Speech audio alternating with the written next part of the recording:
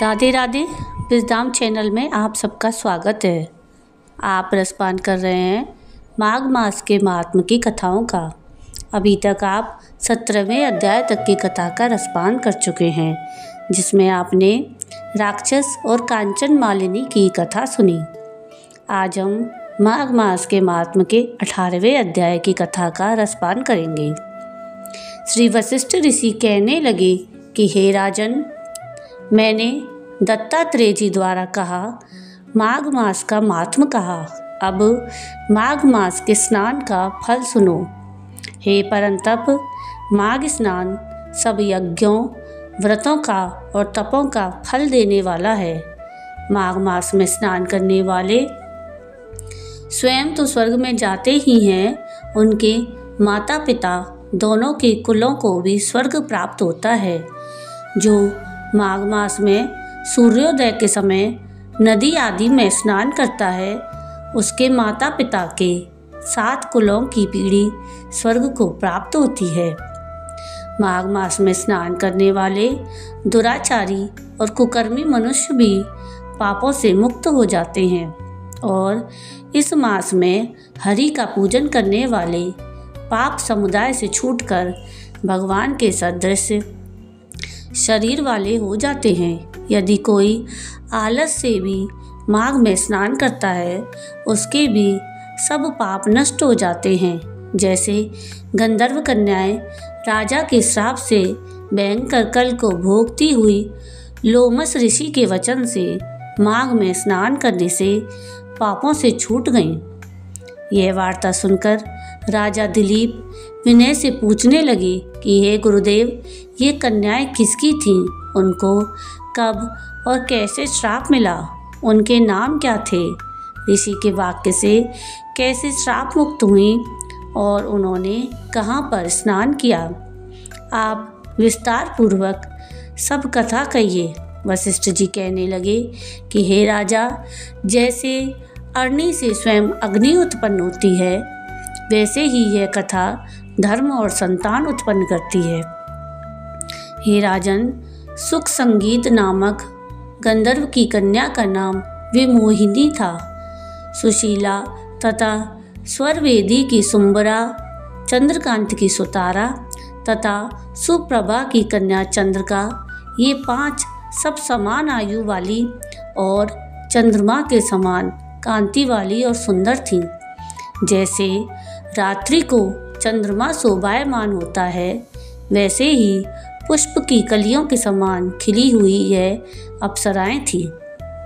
ऊंचे पयोधर वाली पद्मिनी, बैसाख मास की कामिनी, यौवन दिखाती हुई नवीन पत्तों वाली लता के सदृश, गोरे रंग और सोने के सदृश चमकती हुई और सोने के अलंकारों से सुशोभित सुंदर वस्त्र धारण किए हुए, अनेक प्रकार के गाने और वीणा अथवा बांसुरी तथा दूसरे बाजे बजाने में प्रवीण और ताल, स्वर तथा नृत्य कला में निपुण थीं। इस प्रकार वे कन्याएं क्रीड़ा करती हुई कुबेर के स्थान में विचरती थीं। एक समय कौतुकवश माघ मास में एक वन से दूसरे वन में विचरती हुई मंदिर के पुष्प तोड़कर सरोवर पर गौरी पूजा के लिए गईं।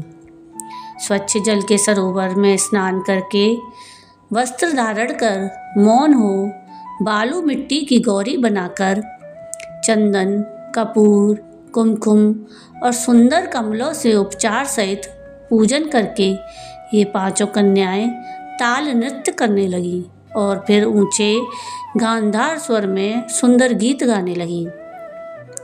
जब ये कन्याएं नाचने और गाने में लीन थी, तो उस समय अच्छोद नामक उत्तम तीर्थ में वेदनिधि नाम के मुनि के पुत्र अग्निप ऋषि स्नान को गए।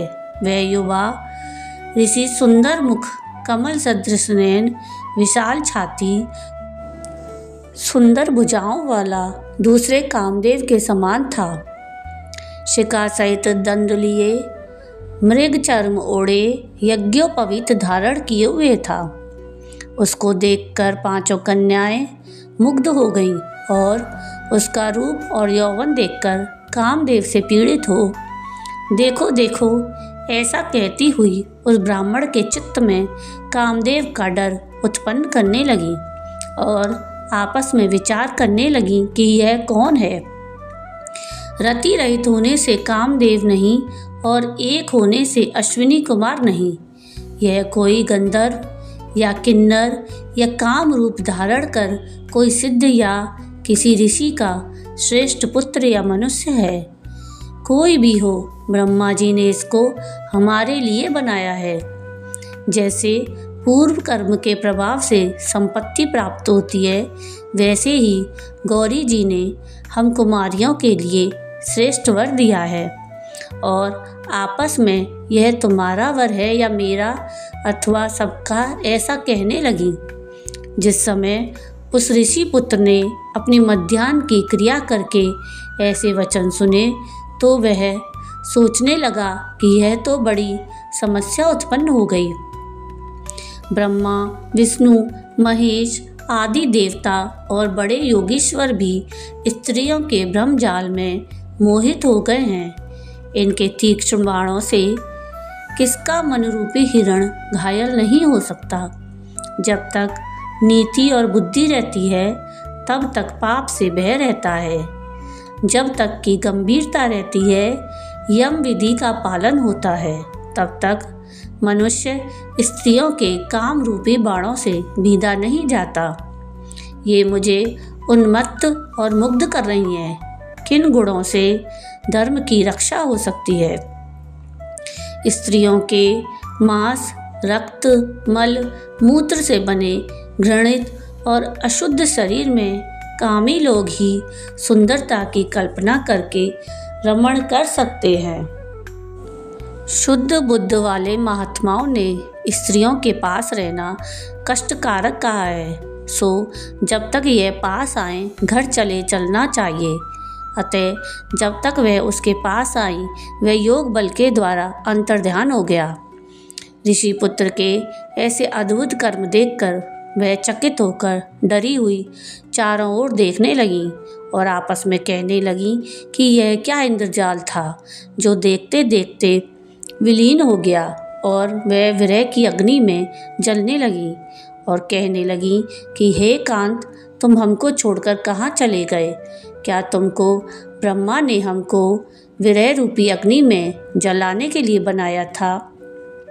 क्या तुम्हारा चित्त दया रहित है जो हमारा चित्त दुखा कर चले गए। क्या तुमको हमारा विश्वास नहीं। क्या तुम कोई मायावी हो। बिना किसी अपराध के हम लोगों पर क्रोध क्यों करते हो। तुम्हारे बिना हम नहीं जिएंगे। जहाँ पर आप गए हो हमें शीघ्र ले चलो। हमारा संताप हरो और हमें दर्शन दो। सज्जन लोग किसी का नाश नहीं देखते। तो ये थी माघ मास के महात्म के 18वें अध्याय की कथा। आपको ये कथा कैसी लगी मुझे कमेंट करके ज़रूर बताइएगा।